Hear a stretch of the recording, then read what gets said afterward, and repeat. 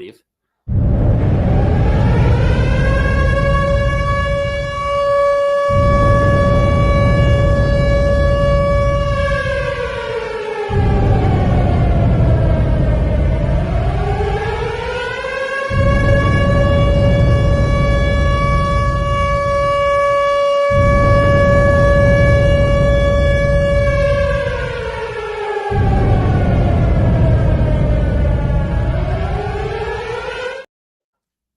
And good evening, everybody. Welcome to Going Nuclear, full-blown coverage of the land. We are a part of the Fanatical Elves Network, a subsidiary of the Fans First Sports Network. I'm Ethan Greenberg, and alongside of me is Mike Rasinski. Mike, how are we doing tonight, buddy? Doing well, doing good. And I got my co-host here, Ryan, who decided to join us for the first little bit. Say hi, Ryan. Hi. All right. Hey, and we've got our man, Mike in the UK, who watched our crappy Spurs lose to Man City today, but that was to be expected. You miss a wide open, a possible easy header in the box in the 98th minute or whatever it is, or I don't even know, man. I can't deal with these losers. I can't believe we're starting out the show with soccer talk. Yeah, I don't know. I mean, what else is there to talk about? Oh, did you see the NFLPA report card? Hey, we can talk about the Browns and how bad they are and how bad the players think the organization is. But you know what we're going to do? Instead of doing that, Mike, why don't we take this time to talk some good sports in Cleveland? How about them Cavaliers? Yeah, right. What a showing yesterday. 40-point win in Orlando. Yeah, I mean, that's just amazing. I'll be honest, I didn't get to see the show because I was doing a broadcast for Randolph-Macon's women's basketball team. It's the conference. It was the conference quarterfinals last night. We are headed to the semifinals this weekend. Awesome. On Friday, they will take on Shenandoah University. So it'll be a showdown here. Yes, and Mike, being a Spurs and a Browns fan is brutal. It really is. Spurs is like the most Brownsiest, Clevelandiest international franchise out there. I really got to say. I mean, I didn't get a chance to watch. I get in the car and I'm like, what is the score? I listen. I pull up our buddy Tim. I'm listening to Tim Alcorn and I'm like, we're up by how much? Yeah. And I was actually watching the game, and during the broadcast, they mentioned it was the best offensive team versus the worst offensive team, the best three-point percentage shooting team versus the worst three-point percentage shooting team, and it showed yesterday. I mean, it's just incredible what they've been able to do. They've come out of the All-Star break. They have not missed a beat at this point. They're undefeated since the All-Star break. They have matched last year's win total already. They have 48 victories this year. They had 48 victories all of last season. Granted, there were lots of injuries last year. So, it's tough. You have to kind of take it all and put it into perspective. But I'm really impressed by how they've come out, and they've had a tough test. Yeah, no joke. Let's see, we knew this was going to be tough. We had the Nets, which was, all right, that was whatever, coming out of the break. You had the Knicks, who they absolutely destroyed. Right. Then they played Memphis, the first time they've seen them all season, who was the league leader in points per game until we played them, and then we surpassed them. That really, the score was close, but it really wasn't a close game at all. They were leading by double digits most of the game. Then you go back down to Orlando, where we didn't win at all last postseason. Destroy them.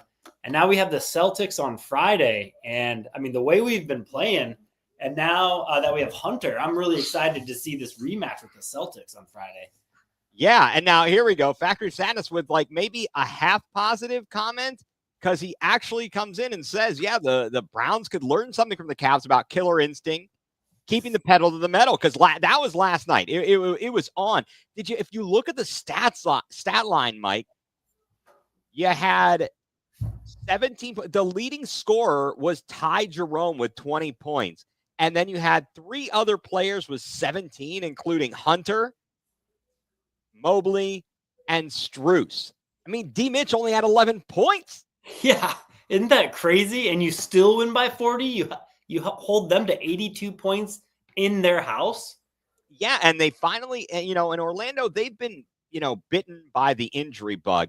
They were missing Paolo Banchero for a long while at the outset of the season. He got injured early, and now they've got him back. But I mean, wow, this was impressive, and it was what makes it even more impressive is you're doing it without DG.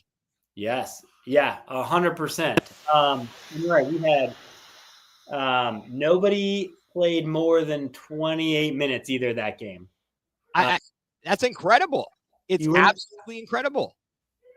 So yeah, you empty your entire bench and you still win by 40. That's usually when the other team comes back a little bit and makes it, maybe look respectable, but not last night. No, absolutely not. And when I was listening, I think it was one of those situations where because the Cavs were on the road on the Sirius XM, the broadcast feed was the Orlando feed, and the disgust out of the Orlando broadcasters was quite evident. It's like they're like, oh, I don't know what the hell happened here tonight. Yeah, you just got to throw that away. I was like, I cracked up listening to this. I'm like, well, hey, at least he's honest. Yep, he's honest. Now, here's a good question. So we just talked about Garland. Do we think they held Garland back to make sure he's available for Boston? What do you think, Mike? Do you think that they opted to hold him out last night? Maybe the other night I thought was probably a wise move because it was only like a couple days removed from getting banged up against New York on that Friday night. So they held him out Sunday, but then they held him out again, here last night on Tuesday. And now it'll have been about a week since he has that hip contusion. Do you think that they did that knowing, hey, we want to be at full strength when we come into Boston? Yeah, I think so. And I heard he was like a game time decision for the Orlando game too. And why not just take it easy? I think they knew they had a good chance of winning in Orlando, even without him. So you might as well just save him for Boston. And that's the game you really want too. Because not only is it, high intensity game, they've already beaten us twice this year, but it does have like a 2-point swing in the standings, and they are in second place behind us. So this is one you really need. You don't want to go down 3-1 if you come into any tiebreaker scenario. Three games to 1 for the series. You at least need to tie the series up at 2-2. So this is probably the most important game they've had in quite a while, just because of those implications. So yeah, I mean, probably since the last time they played Boston. Mm-hmm. And Boston came in, and although the score was not indicative, the final score was a lot closer than the rest of the game was because they came out and punched the Cavs right in the mouth. And they've done that a lot. They have done that a lot to the Cavs. I am hoping, and this will be a good test to kind of see what a full strength rotation, a full strength roster can do against them. And now that we've got DeAndre Hunter, and Mike is correct, Boston was our last defeat. That was prior to the All-Star break, and it's just going to be a great test for the Cavs. I thought that Memphis game, you talked about it being, it wasn't, again, there you're saying, look, the final score wasn't indicative of what the rest of the game looked like. The Cavs, they didn't even shoot the ball well, and that I thought was even that was important to do without DG, and on a night when they could not get the 3-point shot to fall. They get that shot to end the half, Mitchell to Strus, and Strus nails it. How do you value a win like that when you're doing it and you're not playing your best? Yeah, I mean, it just shows their adaptability too, and that they can win multiple ways. And I actually love seeing that. And I think it showed a little bit in this latest Boston game where they did lose. Like you said, they were down early, but they actually battled back and made it a contest at the last minute. And they were not shooting well in that game either, or playing really that effective defense. But they really locked it down there at the end there to make it a game. So I like that they're finding different ways to win games and just to be competitive too. Right. And now we're going to have a different look, as we mentioned, touched on, with having DeAndre Hunter now as part of the roster in that last game that was right before the trade deadline. and the Cavs trade LeVert and Niang. We've got Okoro back. We've got Dean Wade. So I think that this is definitely going to be a good litmus test, because right now, even though the Cavs a lot of people are giving them respect, there's still people who don't think they can beat Boston and can make it out of the East. And I'm a little bit, I don't know if I'm disappointed or kind of taken aback by that, because I just don't know that Boston is that great of a team. Is it simply that they are riding on the reputation and having won last year? Yeah. It's hard to know. Are they a team like the Cavs were with LeBron, where all they had to do was get to the playoffs and then you just turn it on too, because they know that they are a good team. They won the championship last year. It's interesting just pulling up ESPN here. ESPN Analytics have the Celtics with a 51% chance to win the game, but Jaylen Brown is already ruled out for the game as well. Really? Now, see, I thank you for the update. I had not noticed that. That's going to be a big piece right there. I've seen games where Tyson or Tatum, I mean, is unstoppable and can really shoot the rock and kills us. Oftentimes it's not him that's the person who does the most damage. It's the ancillary guys. It's the Pritchards. It's White. It's Al Horford. I mean, if we get beat by John Cornette again, I'm going to lose it. Will Tristan Thompson please go out and pop him in the mouth? I've got better news for you then, because Luke Cornett is also ruled out for the game too. Yes. And you know what else beats us is Tyson's elbow and extension every time he drives, and it's never called. Every time. I bet you we see it 8 times tomorrow on Friday. Drive, he kicks out, he pushes the defender away, which is a foul, and it's never called. I just don't get it. I don't get it. And you know what? Something that's going to be interesting that we'll have to segue to in a little bit. We're going to talk some spring training baseball, and we're going to talk about getting the calls right. Okay. And the variable of human error. And so right there, that just ticks me off that's so blatantly obvious and they get it wrong.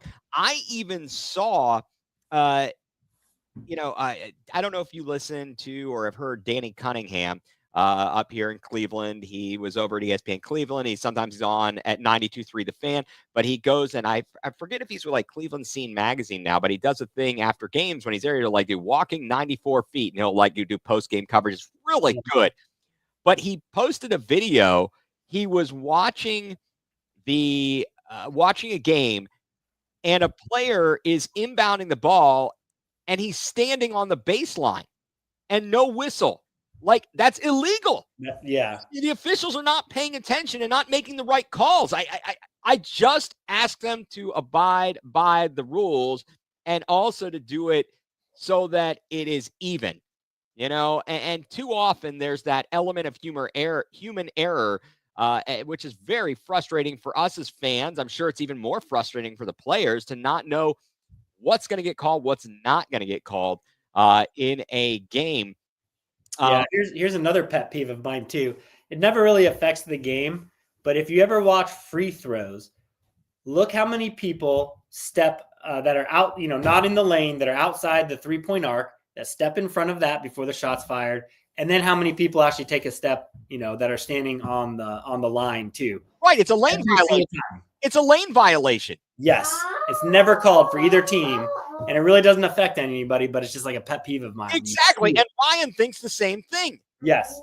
He is expressing his displeasure with the lack of lane violation calls here, and I'm not going to stand for it, for one. No, you're 100% right. I mean, kind of crazy here. But the Cavs, 48-10.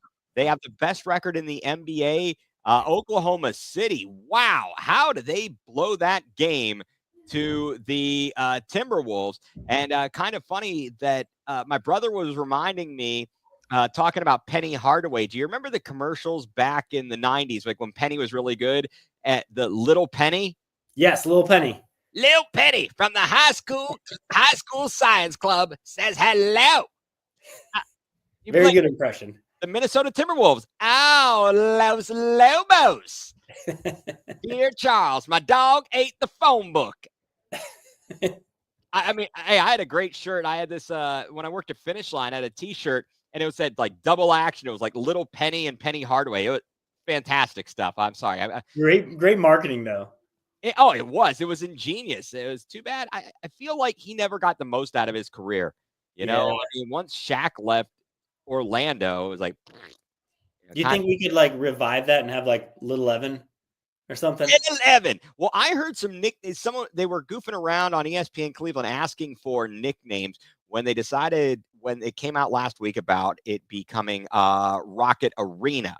Okay. And they were asking about like nicknames for that and this, that, and the other. And then they asked about nicknames. Like they asked like Chat GPT for nicknames for Evan Mobley, and they got like what is it, like Obi-Wan Mobley or something like that. I was like, oh, that's sweet. That is real nice. I don't know, but Minnesota comes back, and Orlando, Oklahoma City, that kind of shows a little bit of a crack in the armor. Yeah, it does. 25-point blown lead, and I think they didn't start their comeback till like 6 minutes left in the fourth quarter or something like that too. So I mean, it happened fast. I don't know, but It was, it was a weird one where it was a back-to-back. It was a home and home, but both teams played on back-to-back. Both teams had to play on each other's floor. But those are always just weird games too. But I don't know. I guess I don't read too much into it right now, but it is kind of striking to see a team that good blow a 25-point lead in the fourth quarter. That shouldn't be happening. No, and it's amazing that in today's modern era of basketball, and I'm not sure about, first of all, to Mike, I'm not sure if Edwards was on the bench or not at that moment. So I do apologize for my lack of knowledge there.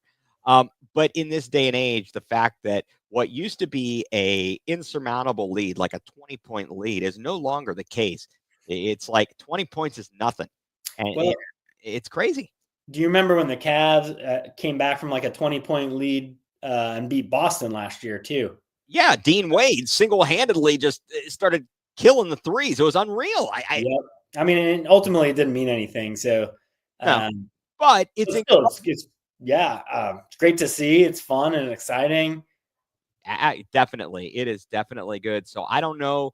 We obviously got the big game on Friday night at the TD Garden, and you have to hear JT for 3. You'd have to listen to that stupid son of a gun in the background. Nothing drives me more crazy. Well, I shouldn't say that. I'm sure there's something that drives me more crazy than that. Well, do you think it helped too that all these games have been on national TV too, and just like Fridays will be? Would you think the Cavs will get more respect now with the way they've been just dominating these teams, and the rest of the nation gets to see it? I'm gonna be blunt. No, okay. Because we played Memphis on national TV, and I am Corey Alexander, a former University of Virginia Cavalier. Mm-hmm. That guy, all he could talk about was Jaren Jackson Jr. and the Defensive Player of the Year favorite now, and blah blah blah blah blah. Barely gave any respect to Mobley. I was like, this guy sucks. The Friday night game that we played against the Knicks with, I think it might have been Ryan Rucco. I don't want to get that wrong. And oh gosh darn, but a young lady, and I can't remember. I apologize. I had the name, but it was that crew was very good. Stephanie White, I think is who it was. They were very good and impartial. And Mike, you don't like that horrid court? You don't like the parquet? Come on, man, that's classic. I can't hate on the parquet. All right, can't hate on the parquet. I could call it butter or parquet. I got you there. I don't know, but I hope that they start to get some more respect nationally, but only time will tell. They gotta take care of business, and Friday would be a big step toward that. And just really briefly, the other NBA news right after the All-Star break, Victor Wembanyama out for the season with the blood clot in the shoulder, and then They're saying Greg Popovich not expected to return after he had a minor stroke in November and his future's uncertain. I mean, wow, that's a real turn of events there. That's some bad stuff. It is. Now, didn't Bosch have something similar? Blood clots? Yeah, but I think it was like in his calves or something like that. But yes, he Yeah. did. It Did he ever come back from that? Or if he did, was he the same player? I'm just trying to compare this and see if you think, I'm obviously not a doctor, wonder if this will have any long-term effects for him, or if this is just something, he needs to work through, get the blood clots cleared up, and then he'll just be back to normal next year. It's a very good question, Mike. And I don't remember all the specifics of Chris Bosch, but I seem to recall. I don't think he came. If he came back, I don't believe he came back as the same player. Once he went through all of that, I mean, because you got to imagine if there are blood clots now, what does that mean medically? Are you taking blood thinners? Does that do anything? And I don't know the answers to that. And it may just, it's a case by case basis as to how severe it is and what is causing it. It's just good that they caught it now. And then Greg Popovich, he's become a legend. He's and it's kind of crazy. You start talking about the all-time great coaches, and then you're like, oh yeah, Greg Popovich. I mean, you think of Pat Riley, Phil Jackson, I saw Red Auerbach. I mean, all these great, amazing coaches, and it's like, oh yeah, Greg Popovich. Look at the success they had. Well, how old do you think Greg Popovich is? Because I just looked it up, but I don't want you to look it up. I want you to guess. He looks a lot older than he is, I bet. But I bet he's probably in his 60s. He is 76. He looks older than that. He looks weathered. I mean, if I am still working when I'm 76, though, I've done something wrong. Like, good on him for. I mean, that's impressive. Like 76, and you're still an NBA basketball. I mean, he must really love the game. Yeah, I think, and I'm sure it helps. Obviously, having the types of coaches and staff around him to help him out there. Certainly. Yeah. Oh boy, wow! But we've got 24 regular season games left to go. 48-10, and the Cavs are pushing closer and closer. I think I saw 3 games to clinch a playoff spot. I think they've clinched the top 10, but I just saw that if they're 3 games from clinching a spot, so maybe if they get above the 6 line or above is where that would be, is what I'm guessing on that. But regardless, I think you're right. Yeah. So what do you think the over under is for their final win total now that we only have 24 games left? 24 games left, 48-10. I'm going to go I'll go 67. 67. Okay. So win percentage wise, they're predicted to get 68 wins if you just go with win percentage. But then looking at the schedule, they play in the East, where they're going to have a lot more Eastern opponents left, which is a little weaker than the West. They have more away games and home games left. So you factor all of those in there. And then you just got to think last week, if they have number 1 seed clinched, are they going to be resting people or not? So I would like to see them get that 68 wins, set the new franchise record, which is 66. So 67 would do it as well. But I would love to see them get that 68 wins, which means they would have to go 20-4, I think, the rest of the way, which, this team is doable, but that is tough. That's tough to do. Yeah, and we just got to avoid the injury bugs. I was ticked off with that the foul on Garland getting pushed from behind. I know it's not much, but if a dude is airborne and there's momentum to even give him a little shove, that's dangerous. That was messed up. And I'm not happy with that. I'm glad that Allen's been able to play through the finger strain, and then he, didn't have to play too much, I guess, last night. So that's good. That is definitely good. But we shall see. So with that, before we move into our next topic, let's take a moment here to let our sponsors have a word. You are tuned in to Going nuCLEar, full-blown coverage of the land on the Fanatical Elves Network, a subsidiary of Fans First Sports Network.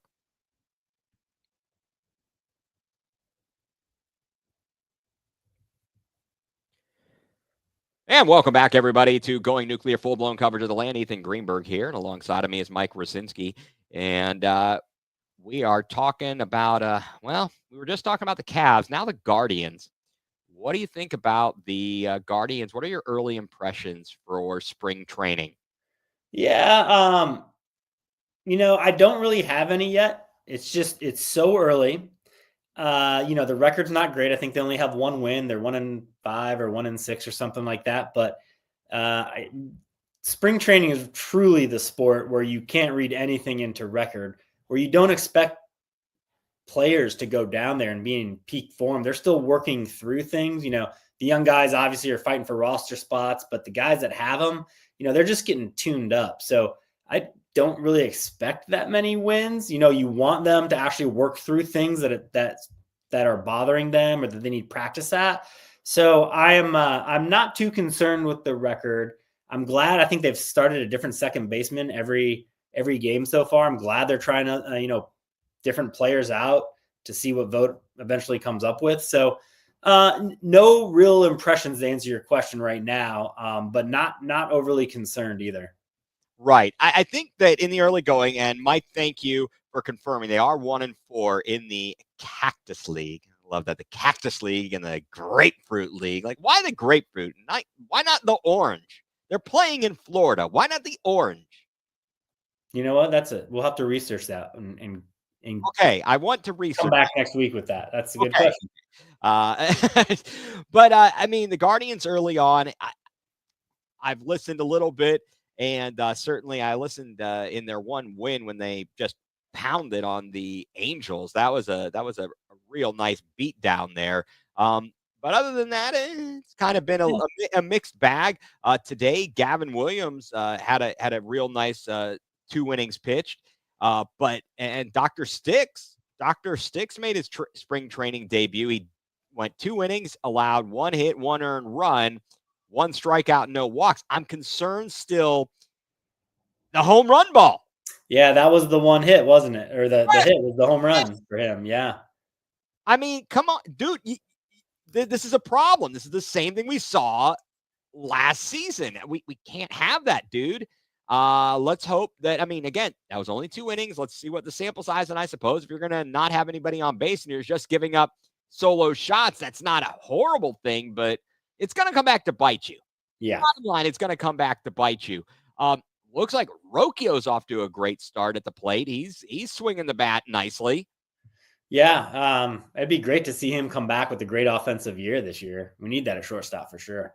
Oh, definitely. I mean, they've got to find some other pieces and parts to pick up the offense.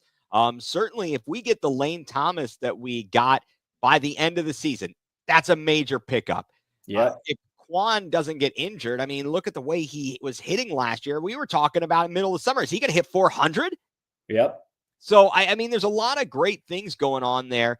I'm looking here. Quan had a good game the other day. Travis Bazzana, he went yard yesterday, I believe.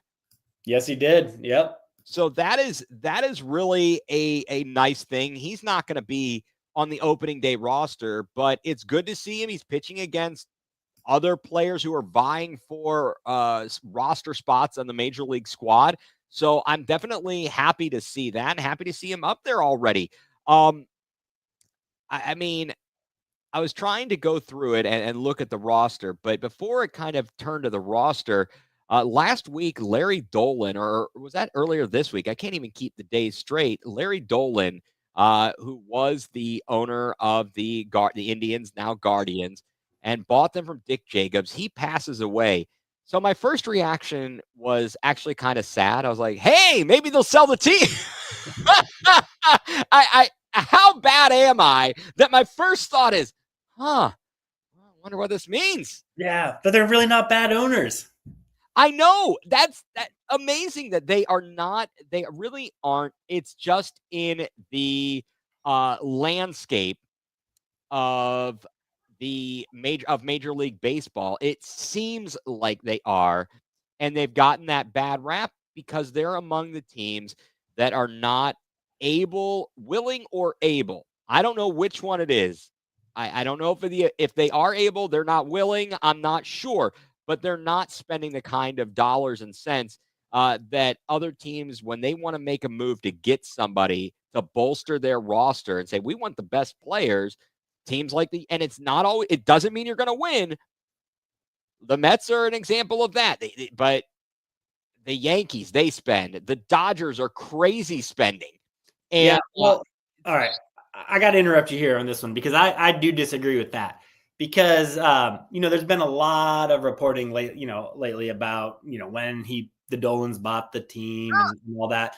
So since 2012, the Guardians have the third most wins in all of baseball behind the Yankees and the Dodgers. They are not big spenders, but you know what team in Cleveland is big spenders? The Browns. And look where that's gotten them. The Yankees, big spenders. Mets, big spenders. It's gotten them nothing. So, I mean, the strategy the Guardians have is to make smart long-term moves, invest in young players, not mortgage your future to win now. And they're quite successful at it. They were one game away, a couple outs away from winning the World Series in 2016. And I think that changes the whole narrative if that actually happens. 100%. Absolutely. You know what else they do is they keep the front office and their talent. They're not meddling managers. People hate, some people hate the Steinbrenners. They hate the Mets owners for, all they're doing, all the meddling they do in the teams. We hate the Haslams because of all the meddling they do with the team. How long has the GM Antonetti and the president, they've been with the team over 26 years, I think I read too. They wouldn't stay if they didn't like working there and have an owner that supported them. And I think that's all the culture that they've created. And that's worth more than just, spending to go get a Juan Soto for a half a year rental or something like that. So I don't like the bad rap they get. Right. And fair or not, I think that they're lumped in with the other teams in this size market that don't go out, and they see a lot of their prospects go elsewhere. They get up in the system and they're like, well, we can't pay them. Might as well trade them for some magic beans. That's what really bothers me. And I do have to question though, and answer me this. Why haven't we had any major bats in our lineup? How did we manage to find all those guys in the, that came up in the 90s? Tommy, Ramirez, Bell. Why can't we find anybody like that? What's going on? I don't know, but we're not the only team either. I know. The batting average has been going down, for the past decade. There's been talk. We've talked about, should we lower the pitching mound? Get a little bit more offense back in the game. But yeah, the other thing is they don't make trades for magic beans though. All their trades, we hate them at the time, but you look 5-6 years down the road and we traded one Cy Young Award winner for another Cy Young Award winner that we've had more control for. Oh yeah, no, you are on point. The perception is different than what the reality is. Yeah. I mean, and so Paul Dolan's still in control right now. The Dolans, I believe, are still the majority shareholders, the majority owners, 75%. And then we got the Blitzer Sports Group, David Blitzer. And, they've got their hands in a lot of different areas and teams. I forget what, maybe they're part owners of the Commanders or the New Jersey Devils. They're in a number of things here. So yeah, my first thought was kind of that sad, oh, hey, what does this mean for the team? What are we going to do now? And then you sit back and you're like, all right, that's not right. I gotta come down and be a real human being here and not be like that, because that's somebody's father and brother or whatever, or grandfather. So that's kind of terrible. But yeah, I don't know what that means for the long-term future of the Guardians, since they purchased the team for $325 million in 2000 from Dick Jacobs. It's now estimated to be worth $1.35 billion with a B. That's pretty darn amazing. I'm really excited to see the rest of the renovations at Progressive Field. It's still a beautiful ballpark. Yeah, no, I agree. And Terry Pluto has reported that the Blitzers have an agreement to become majority owners of the Guardians in 2028. Okay. Yeah. I was unaware of that. That's good to know. That is definitely good to know.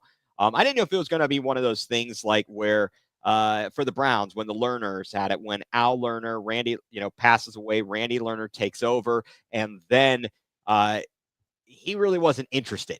So I didn't know how invested Yeah. Paul Dolan is in this, kind of like the way Randy Lerner with. I think Paul Dolan's actually been running the team Yes. since about 2012 or so. Okay, I knew for sure he was like the CEO or something for like the past couple of years. He was like the big dude in charge there. So, yeah, maybe they can use this somehow. Hopefully, the Guardians will maybe it'll be a motivation, something to inspire them. I know it's a very very long season, but maybe something to help inspire the squad for an owner that is a Cleveland owner. Went to St. Ignatius is a Cleveland, family. And again, as much as the perception is, negative, certainly they've done a lot right. But yes, can't Dan Gilbert just own all three teams? He's really the best of all the worlds right now. I got to be honest. Other than when he likes it, we're gonna win a championship before you do, LeBron. You'll win nothing. But he sucked it up and then went and apologized. So I'll take that. I will take that. In the early going of the Major League Baseball, what have you heard or seen, if anything, yourself about the automatic balls and strikes that they are implementing and trying out here in spring training, and your overall thoughts? I mean, I know we both, I think, have been kind of in the corner of, hey, if you need to get it automated to get it, the robot umps, okay. Yeah. But just your thoughts.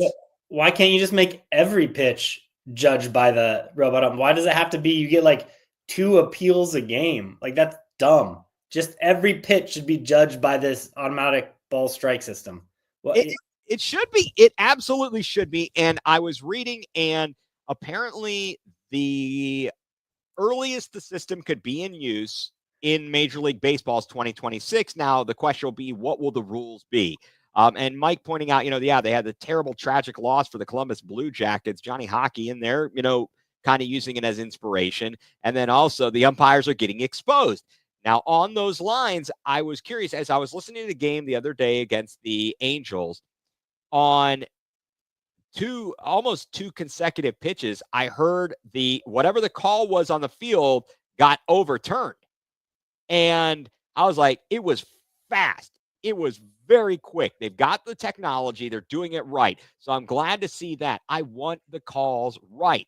Max Scherzer, he's a veteran. Apparently, he made his debut for the Blue Jays, and he's all, and he's like crying about it because he says, oh, there's human error, and that's the way it should be. It works itself out. Blah, blah. No, because he's crying because he got 2 calls that were called, maybe I'm looking at it here wrong. I don't know. Wait a second. I think I've got it flip-flop. I think he had 2 pitches that were called strikes, overturned, and called balls. So quit your crying because they got it right. Okay. Yeah. I'm sick of the umps being fooled by by a very, good catcher. Yeah. Or your reputation. Because he was once an ace and has won 3 Cy Youngs, he gets the 50-50 calls. Right. And what about the rookie who doesn't have that cachet? It's crazy. I just want the calls right. And that's kind of, I don't know, take that human element and that error out of the game, because you don't want to question that. You don't want the 95 World Series where Greg Maddux and Avery, John Smoltz and Steve Avery are throwing all over the strike zone, all over the plate, and suddenly the strike zone is like yay wide and yay tall. I mean, it was crazy. And if you're going to allow replay for other parts of the game, then you have to allow it for all parts of the game. Sure. So you can't he overslid the second base by 2 inches and he's called out. Well, then if you miss the ball, a ball call because it's, half an inch outside or whatever, then review that too. Exactly. That not be reviewed. No, Every pitch. absolutely. And they do it so fast. Just Mhm. get it right. Now, I read that they've, been working on it in the minor leagues. They've had to make some minor tweaks with the technology. But that's what you do. You make the minor tweaks. The umpires are still out there. Just get it right. Yep. Please. Just get it right, because I don't, it really changes so much in a game. If a guy thinks he's got strike 3 and the ump, it's on the border, and the ump calls it a ball, but you're looking at, like, even on the TV they show, and they're like, oh, that looks like that was a strike. And then they go on to walk the guy or give up a hit, but they should have had strike 3. I mean, get it Yep. right, guys. And I see that there's stuff coming out, and to kind of, as we go forward here, the NFL Combine. And one of the big things in the playoffs was the issue on the 4th down marking between the Bills and the Chiefs. And apparently they are working toward, or will have in some kind of an electronics to measure for the first downs. The chain crew will still be there, but apparently they are finally going to implement some technology. Again, just get it right so that there's no question. There's no ambiguity. Mm-hmm. I don't see why that's such a tough thing to do, right? Nope. You got the technology. You might as well use it. Exactly. I mean, we see it in the big time soccer in Europe, around the world, that they can track these things with offsides and stuff. And I know some of it's minute, but at the end of the day, I think it's important again, you got to just get it right. You just got to get right. And one thing about Mike noted, you can track every pitch on MLB TV, so it shouldn't be hard to implement. Yeah, agreed. 100% agreed. So, have you had a chance to catch any of the garbage going on at the NFL Combine? No, I've got too many other things going on in my life to worry about the NFL Combine. Good. It's pretty much crap. I mean, the word salad coming out of the mouths of Kevin Stefanski and Andrew Dingleberry is just beautiful. Although Andrew Dingleberry is standing tall and saying basically there is no. He told Kimberly Martin of ESPN, I think he used the term. She got him to use the term unmovable in terms of the possibility of trading. Of trading Myles Garrett. The combine is a boring interview process. Well, it isn't. It is a boring interview process. You know why? Because a lot of the top players, they don't want to hurt their draft prospects, and so they don't participate, which I'm okay with, to be quite frank. But it does get a little boring from that perspective, and you don't get to see those top guys do that. They're like, oh, I'll just throw up my pro day. Yeah. So what's worse? NFL, watching the NFL Combine, watching the Pro Bowl, or watching NFL preseason games? Because they're all horrible. Okay, so you said Combine, Pro Bowl, or preseason. Combine has got to be the worst. Okay. Well, because the Pro Bowl is really just the events now. All right. What about old Pro Bowl, where they actually play? Oh, all right. It would be old Pro Bowl worst. Okay. Then Combine would be the second worst. The preseason, I like to watch that because I like to see if there's going to be any guys who are going to show up. I mean, certainly the Browns need to fill all their roster spots, and it would be nice if they actually do something. Hey, did you hear they're not going to the lap of luxury to the Greenbrier this year? They figured out that they maybe needed to get out of the country club. That doesn't work, huh? No, it doesn't work. That does not work. So it's not these guys not participating. A lot of the quarterbacks. It's not surprising. Is this a big deal or not? No.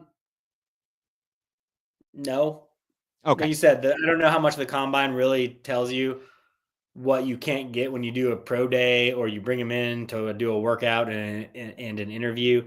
It sucks for us, the fans, because you can't compare them.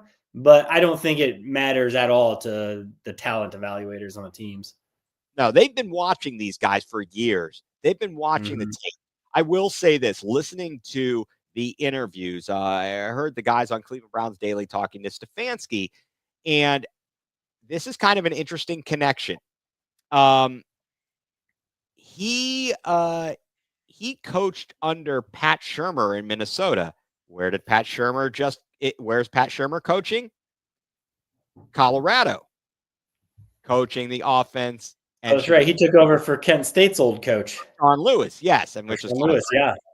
But anyway, so there's a connection there. But the point being that he was able to ask him, and they talked to Kevin about that, going through film, and since you have intimate knowledge and personal connections, you could say, what was the play here? He could go to like Shurmur and say, what did you coach him to do? It's really that's a good point. Because if you don't know, you can think you know what you're looking at, but the coach has told the guy, look, this is what we're looking for. Go to this matchup, do this, that, and the other. So it's kind of nice when you can talk to these folks and really get some inside information. Yeah, that's true. And then this is an interesting one here. Andrew Dingleberry, he thinks Hunter's going to be a receiver first. No. And the Titans GM said the exact opposite, that he'd be a quarterback first. Yeah, we're not serious about that guy. That we're not serious about Hunter, and I don't particularly care for him because he's not going to make the biggest difference. If he's on defense, well, are you going to be scoring? How are you what are you going to do, buddy? I mean, lockdown corner is not going to ultimately be the end all be all if the offense stinks and is either throwing interceptions or is completely ineffective. I know the one shocking thing that came out yesterday, and not even shocking, but in talking to Andrew Berry, they talked about Nick Chubb, and he says, yeah, well, we're going to let him test, he could test the market. But that doesn't mean they're not going to try and sign him. That doesn't mean they're not going to try to come to an agreement. I'm not that bent out of shape about it for two reasons, and I want your thoughts on it too. One, he's coming off injuries. Other than from an emotional perspective, as a fan favorite, I don't see the upside in being like, hey, this guy's coming off major injury to his knee. It wasn't the first time he's had a major injury. And then he also has his broken foot. Are we going to allocate a giant, amount of money on him? If he tests the market and he finds out his value, then maybe we can match. So I'm not that upset, but everybody's pooping the bed about it and going crazy. Yeah, I got a little different take on it. Okay. I think the Browns need to build up as much goodwill as they can. After we are still reeling in this Deshaun Watson debacle, in Myles Garrett's, trade request because they're so horrible, that you need any kind of goodwill you can with the fan base. And Nick Chubb is a no-brainer. Just say you're going to bring him back, or just say, oh, let him test the free, whatever. Say you want him and you're going to bring him back just to build goodwill with the fan base. He's like the most loved player on the team. I mean, this is an easy win, and he's not going to cost much. All right. Well, but what if he does? What if he's asking for a crap ton of money and the Browns don't value him in like that? Aren't these the same people who would yell and scream that the Browns are the dumbest organization ever? They overpay players. They're always injured. They gave him all this money, and now what do they have left? I mean, look at this, look at that. I'm just playing the devil's advocate here. Mm-hmm. No, for sure.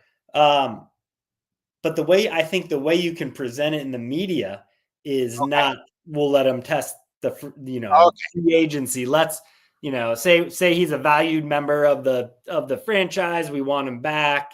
Don't spin it the other way around, I guess is what I'm saying. Plus, he does not have a proven track record as a good GM with anything he's done, draft picks, free agent signings.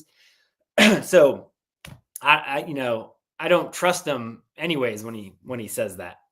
All right, he's not going to ask for much. He loves football, not money like the trash. Yeah, the trash he needs. Well, you know what the trash needs? He needs lots of towels. He's got to buy lots of towels, to do at the practice and to cover up in loincloths. Well, he and Justin Tucker can go in together, I guess. Oh my God, that's hilarious.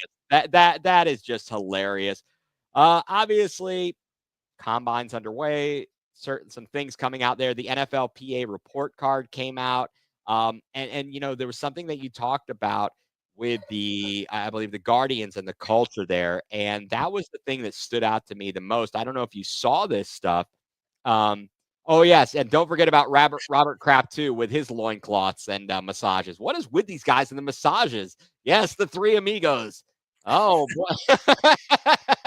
Yeah. Okay, so basically, what did the Browns get? They got an F minus, not an F, not an F, an F minus. Were they? Was this For lock- judging? No, for their locker room.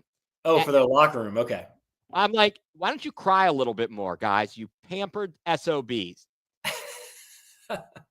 They gave us C minus for food and dining area, but honestly, the worst or the most the biggest issue I saw, the head coach was given a C, which was 30th, whatever the score was, 30th in the NFL, and there was a statement here where they basically said the players expressed concern about poor time management and a lack of culture, accountability, and standards within the organization. How much do you think that has to do with Deshaun Watson? Like them not even like calling him out during film sessions? Yeah, probably like 80%, I would guess. And then You wonder, are there other issues like this going on too? Is it just Deshaun, or are there other players right? getting treatment too? And who knows? I mean, in theory, does Miles get special treatment? I know he's had a much better performance, but like they showed him on Hard Knocks, he's on the tablet, he's iMessaging somebody. Yeah. I mean, maybe other players kind of resent that. That's my most worrisome thing. This other stuff is a bunch of nonsense. Like, go blow it out your rear end, okay? You can't. These are not. It's apples and oranges. When you're like, if you want to talk about a person or a team that's got a facility that's a year old versus a broken down 25-year-old stadium that was put together in a hurry, and they've even done as much as they can there. It's kind of like watching Major League, where they give them the plane and they're taping up the propellers. That's right. And they're gonna get a new stadium here, one way or the another, in the next couple of years. So yes. Soft. I think that might be what they are. They are a bunch of pampered dudes. Not enough hot tubs for my poor ailing body. Although that is reminiscent of Major League. yes, it is. I don't think we're gonna have a turnaround like Major League, but Nothing magical like that. At least not in the near future. I don't expect that. Oh, good update here. Pistons currently up 9 on the Celtics. All right, JB, I'm rooting for you tonight and tonight only. That's right. We'll see how that goes. All right. So, you know what? I think we've talked enough about this crappy Browns team. How about our Golden Flashes in the MAC tournament? March Madness coming up. Yeah. Man. Huge win last night. We had 2 teams win by 40. You had the Cavs and then Kent State beating up on Toledo, who was actually ahead of them in the standings. Yeah. And that was a big win, and it's created a log jam in the MAC. It goes with, I think there's 3 teams at 9 and 6, Ohio, Kent State, and Toledo. That's going to come down to the end. The Flashes have 3 games. I'm pretty sure probably all the conference teams have 3 games left. Akron, I believe Western and Central are our 3 opponents, and Western and Eastern. Western and Eastern. I apologize. Yeah, I mean, the Akron game is going to be tough on Friday. I'm not going to lie. I'm concerned about that one, but they have been showing flashes, no pun intended. Yeah, and with the win last night too, they guaranteed a spot in the tournament because only the top 8 teams make it now, so they can drop no lower than 8th, which I don't think they will, because Western and Eastern I think they can beat as well. I don't know. I kind of, it would be nice to see them upset Akron, if not Friday, then like I said before, in the tournament. And if we get the 8 or the 4 seed, we should be seeing Akron pretty early in the tournament. So I'd be okay with that, and we'll just see where it goes from there. Oh, definitely. I think that the Flashes are coming together. They are finally starting to find their shooting touch, their offensive, stroke, as it were. They had some bad numbers for quite a while there, and they go down to Miami, and that loss was just that was crazy. That was tough. Up by 7, I think, with like 2 minutes to go. Miami ends up tying it, and then Kent loses in overtime. But they did that in Miami, and Miami's the number 2 team right now. So it was good to see them play them competitively, and it shows they can match up with anybody. I'm not afraid of Miami. I mean, they had a close game in Kent as well with Miami. I think they could get over on them. I mean, honest to goodness, Akron's going to be the big hurdle, and things are, you never know what's going to happen at the Rocket Arena in downtown Cleveland. You never know what's going to happen. Crazy things happen there. So I'm feeling good, and I'm looking forward to Friday night. Hopefully, I'll be able to sit back and relax, watch that, and the Cavs and the Celtics, and enjoy the semifinal victory for Randolph-Macon before then. Otherwise, that's going to be a real crummy evening and a long drive home the next morning. Yeah, you are going to have a busy Friday. And what's Randolph-Macon ranked now? What? Oh, I don't know how it is. They haven't lost yet. They dropped from 17 to 18. Well, they just got to win in the tournament then. We're just going to have to win the whole thing, you know? That's right. And they have set a school record for consecutive victories, 24 in a row with last night's win in the quarterfinals, 25-1.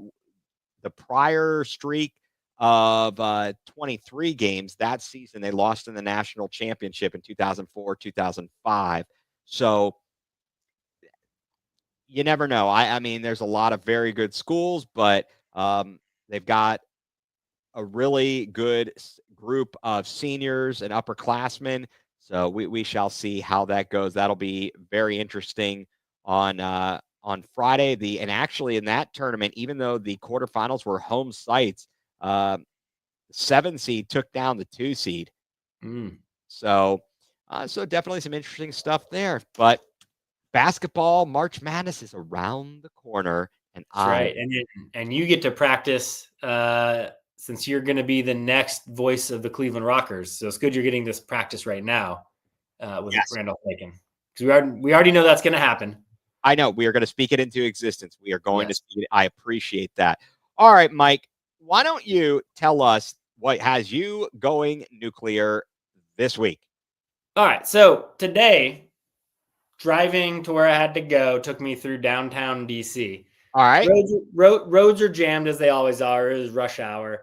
And you have the ambulance coming from behind us. Whole row of traffic, nothing but taillights. The ambulance is probably a half mile behind us. What would you do in a normal civilized society? Oh, everybody move over just a little bit. Let's let the ambulance just have like a tiny lane to get through, because that's just what you do. Save a life. Well, I don't know. Oh no, not around here. Everybody is still, jamming up the streets, doesn't want to let anybody get through. And you're just like, come on, guys. Like, just be a decent human and let the ambulance through. If you're not going to lose your spot in this traffic jam that we're in. So you'll be fine. That's what has me going nuclear. Oh my gosh. Yeah. Just not even understanding the the rules of the road. I mean, they teach you that in driver's ed. Yeah, that's half of it too. Yes.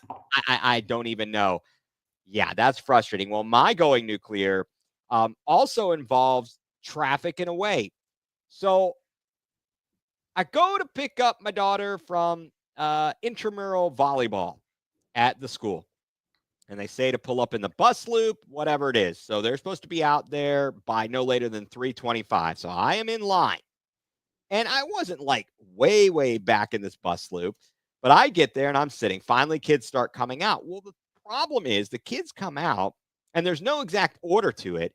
And cars in front of me, kids have gotten in the car and their parent, they pulled out, but the other cars aren't moving forward. So there's this giant line of cars behind us into the street, and these people are just sitting there.